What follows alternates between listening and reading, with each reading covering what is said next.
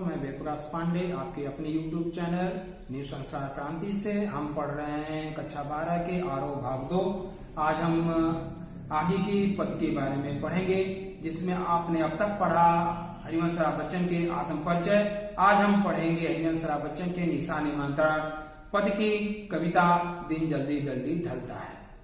तो आप हमारे साथ सबसे पहले स्वर वाचन करें, इसके बाद हम इसके आशय, अर्थ और संदर्भ को बताने का प्रयास करेंगे, जिससे आप ध्यानपूर्वक सुनें। तो सबसे पहले आप हमारे साथ स्वर वाचन करें। हो जाए न पथ में रात कहीं, मंजिल भी तो है दूर नहीं, यह सोच थका दिन का पंथी भी जल्दी जल्दी चलता है, दिन जल्दी जल्दी ढलता है। बच्चे प्रत्याशा में होंगे, नीड़ों से झांक रहे होंगे, या ध्यान परों में चिड़ियों के भरता कितनी चंचलता है, दिन जल्दी जल्दी ढलता है। आपने हमारे साथ स्वर वाचन किया। अब हम आगे की इस आशय स्पष्ट करने का प्रयास करेंगे।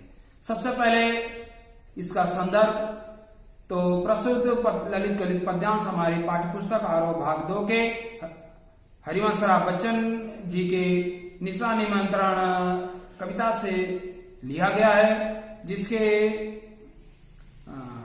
शीर्षक है दिन जल्दी जल्दी ढलता है। जहां तक इसके आशय का प्रश्न है, जिसके अर्थ का प्रश्न है, तो हम एक एक लाइन की अब आपके सामने अर्थ स्पष्ट करने का प्रयास कर रहे हैं।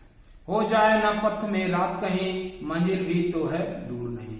कवि ये कह रहा है, जिस प्रकार से व्यक्ति दिन में अपने कार्यों के लिए निकलता है और रात तक अपने घर में लौट कर आता है, दिन भर वह भटकता रहता अपने कार्यों के प्रति और शाम को वह घर लौट आता है, ठीक इसी प्रकार से कवि ये कहने का प्रयास कर रहे हैं कि व्यक्ति को भी इसी प्रकार का होना चाहिए कि उनको अपने एक लक्ष्य को निर्धारित कर लेना चाहिए और उस लक्ष्य पे आगे बढ़ते हुए चलना चाहिए, लेकिन अंतिम समय तक आते आते उस लक्ष्य के करीब हो जाना चाहिए। रास्ते में आने वाली बाधाएं और जो दूसरी चीजें हैं, उनसे उनको बच के रहना चाहिए। आगे की लाइन है, यह सोच थका दिन का पथी भी जल्दी जल्दी चलता है, दिन जल्दी जल्दी ढलता है। जब कवि आगे ये कह रहे हैं कि जब व्यक्ति यह सोचता है कि हमारा लक्ष्य दूर है, जैसे दिन में अगर कहीं आपको गंतव्य स्थान पे जाना हो तो दूरी बहुत हो तो आप जल्दी जल्दी चलने का प्रयास करते हैं, तो लक्ष्य जब दूर होता है तो व्यक्ति उस हिसाब से मेहनत करने का प्रयास करता है और अधिक ज्यादा प्रयास करता है और अधिक टेक्निक का यूज करता है और अधिक ट्राई करता है। ठीक उसी प्रकार से व्यक्ति जब घर पहुंचने से पहले अपने आप को कुछ इस प्रकार से व्यवस्थित करता है कि शाम होने से पहले या रात होने से पहले हम घर पहुंच जाए। ठीक उसी प्रकार से कवि ये कहने का प्रयास कर रहे हैं कि व्यक्ति को भी अपने लक्ष्य में जल्द से जल्द पहुंचने का प्रयास करना चाहिए, आने वाली बाधाओं को दूर करते हुए, अपने मन को स्थिर रखते हुए और दूसरी चीजों से अलग रहते हुए आगे बढ़ना चाहिए। आगे की लाइन है, बच्चे प्रत्याशा में होंगे, नीड़ों से झांक रहे होंगे। जिस प्रकार से आपके घर में आपके माता पिता या आपके बड़े भाई बहन बाहर जाते हैं काम करने के लिए, दिन भर आप घर में बैठकर इंतजार करते हैं कि अब भैया या भाभी या अब दीदी या अब माता या पिता घर आएंगे, हमारे लिए कुछ लाएंगे। अगर नहीं भी लाएंगे तो कम से कम हमारे जो रिलेशन हैं, हमारे जो अभिभावक हैं, हमारे जो संरक्षक हैं, वह घर आएंगे, जिससे हमको एक भयमुक्त समाज मिलेगा। हमारे ऊपर जो जिम्मेदारी है उससे हम मुक्त हो जाएंगे। ठीक उसी प्रकार से एक इंसान भी यह चाहता है कि वह उस लक्ष्य के करीब उतनी जल्दी पहुंच जाए और लक्ष्य भी उसका इंतजार करता रहता है। इस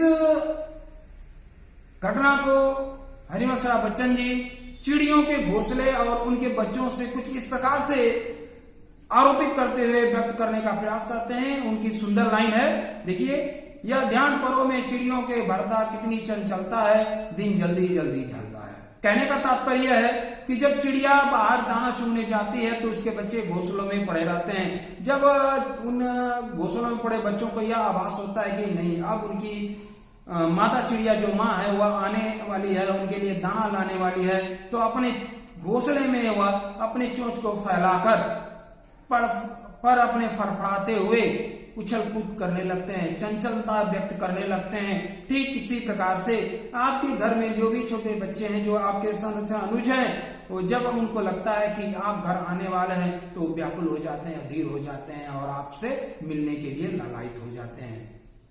इन दोनों कविताओं में हरिवंश राय बच्चन जी ने साधारण बोलचाल भाषा का बहुत अच्छा प्रयोग किया है, अनुप्रास अलंकार का बहुत अच्छा प्रयोग किया गया है और देशी सामान्य बोली का प्रयोग किया गया है, जिसमें पुनरुक्ति प्रकाश अलंकार का भी प्रयोग है। इसके अलावा भाषा सरल, सहज और सुबोध ग्राह्य है और स्पष्ट और आसान उदाहरणों से समझाने का प्रयास किया गया है। बस आज के लिए यहीं तक, धन्यवाद।